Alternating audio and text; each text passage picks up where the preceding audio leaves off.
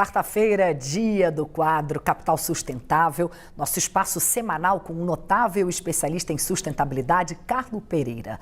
Hoje vamos falar sobre a reunião de cúpula dos BRICS, que acontece na semana que vem aqui no Brasil.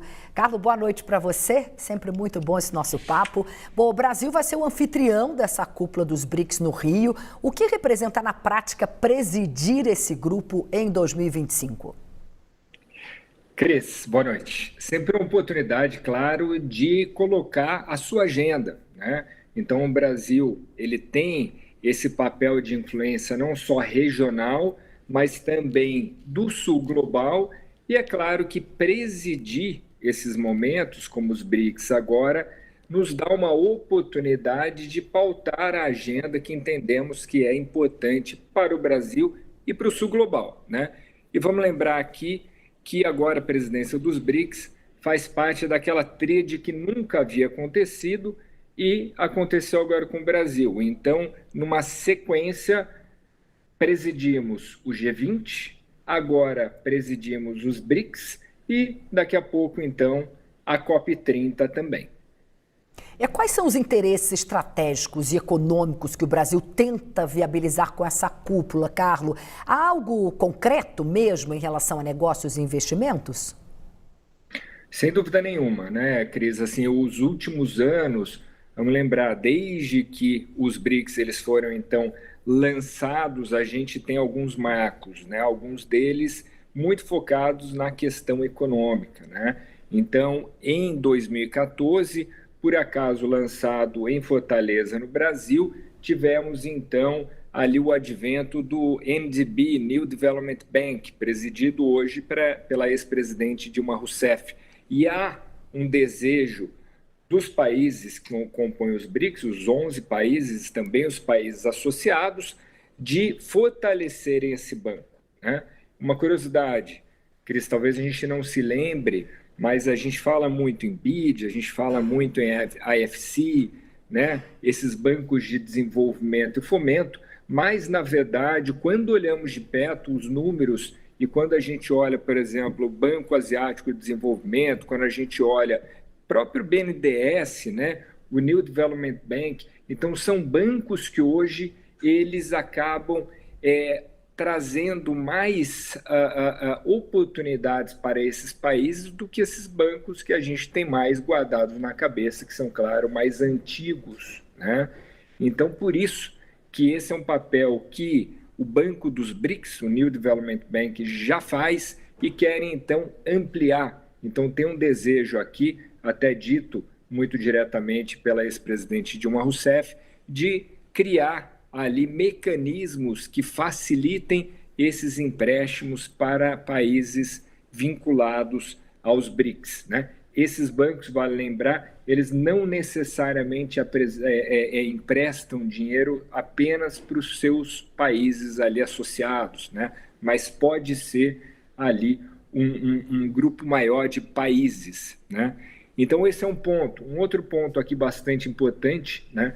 Que foi discutido na conferência então dos BRICS de Kazan no ano passado, que é com relação na Rússia, que é com relação a novos mecanismos. Esses são bastante importantes, vão causar uma revolução no mercado global, como é o Clear, por exemplo, né? E o Clear ele nada mais é do que, por exemplo, uma substituição ou uma adição ao que a gente tem com relação ao sistema SWIFT, né?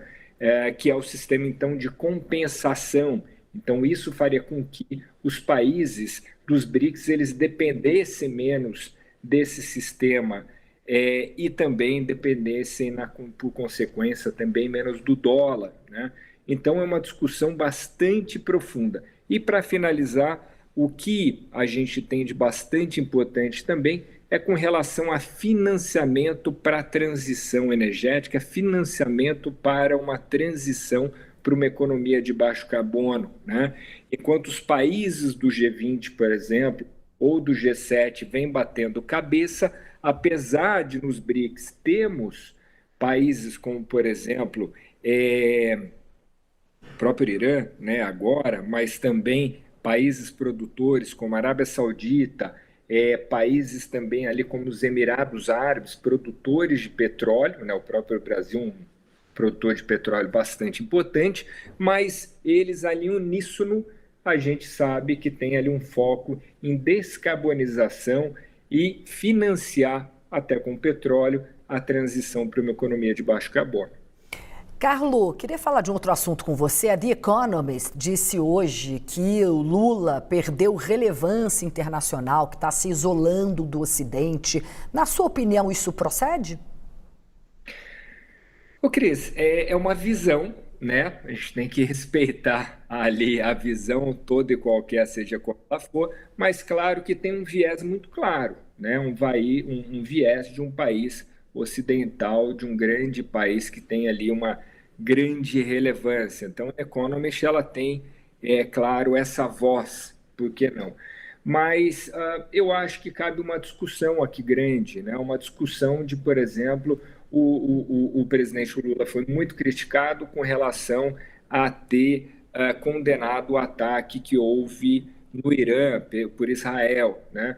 Olha, Irã, por exemplo, faz parte dos BRICS, né? E dentro de uma lógica internacional foi um ataque unilateral. Pode ter uma discussão, claro, aí bastante profunda com relação a isso, se faz sentido, se não faz sentido, mas fato é que, claro, o Brasil ele fica meio nesse limbo, ele fica em cima do muro nessas horas, né? E o Brasil, vamos lembrar sempre aqui, né, Cris, primeiro, com relação à questão do Ocidente, né? Para mim, para você também, Cris, tenho certeza que se formos perguntados, vamos falar que o Brasil é um país que está no Ocidente, certo?